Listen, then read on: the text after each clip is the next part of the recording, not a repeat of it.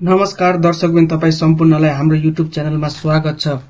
आज भएको नेपाल र जीसीसी बीच प्र्याक्टिस म्याचमा नेपालको प्रदर्शन बारे प्रस्तुत गरेका छौं, जसमा नेपालले जीसीसी माथि 73 रनले हराएको छ भने भिडियो अन्तिमसम्म हेरेर साथ दिनुहोला र हाम्रो युट्युब च्यानललाई सब्स्क्राइब गर्नुभएको छैन भने सब्स्क्राइब पनि गरिदिनुहोला। अब हामी जानेछौं आजको म्याचतर्फ। आजको म्याचतिर हेर्दाखेरि आज नेपालले दमदार प्रस्तुत गरेको छ, जसमा कुशल भुर्तलले आक्रमण ब्याटिङ गर्दै 30 बलमा 46 रन, त्यसैगरी आसिफ शेखले 11 बलमा 7 रन र अनिल शाहले 17 बलमा 29 रन भने रोहित कुमार पौडेलले 28 बलमा 35 रन र त्यसैगरी दिपेन्द्र सिंह ऐरीले 18 बलमा 32 रन र आरिफ शेखले नट आउट हुँदै 9 बलमा 22 रन बनाएका छन् भने बसिर अहमद पनि नट आउट रहेका छन्।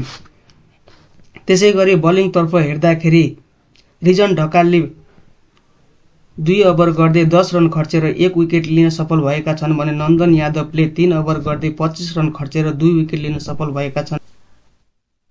त्यसैगरी सन्दीप लामिछानेले 4 ओभर गरेर 23 रन खर्चेर 2 विकेट लिन सफल भएका छन् भने ललित नारायण राजवंशीले 2 ओभर गरेर 15 रन खर्चेर विकेट लिन सफल भएनन् र त्यसैगरी कुशल भुर्तेलले 1.3 ओभर गरेर 7 रन खर्चेर 1 विकेट लिन सफल भए र त्यसैगरी बसिर अहमदले 1 ओभर गरेर 8 रन खर्चेर 2 विकेट लिन सफल भएका छन्। र आज हेर्ने हो भने सन्दीप लामिछानेले स्टार्टिङको प्र्याक्टिस म्याचमा उत्कृष्ट बलिङ गरेका छन्।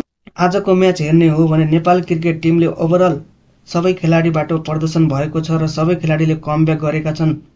अब आउने CWCL 2 को म्याचमा पनि उत्कृष्ट होस् भन्ने नेपाली फ्यानहरूमा आशा पलाएको छ। तपाईहरुलाई के लाग्छ, के नेपाल आफ्नो जितको लय CWCL 2 मा पनि कायम राख्न सक्छ? आफ्नो धारणा राख्न नबिर्सिनु होला र हाम्रो युट्युब च्यानललाई सब्स्क्राइब गर्नु भएको छैन भने कृपया सब्स्क्राइब पनि गरिदिनु होला। र यस्तै भिडियोहरू हामी फेरि पनि लिएर उपस्थित हुने नै छौं। र आजको लागि धन्यवाद।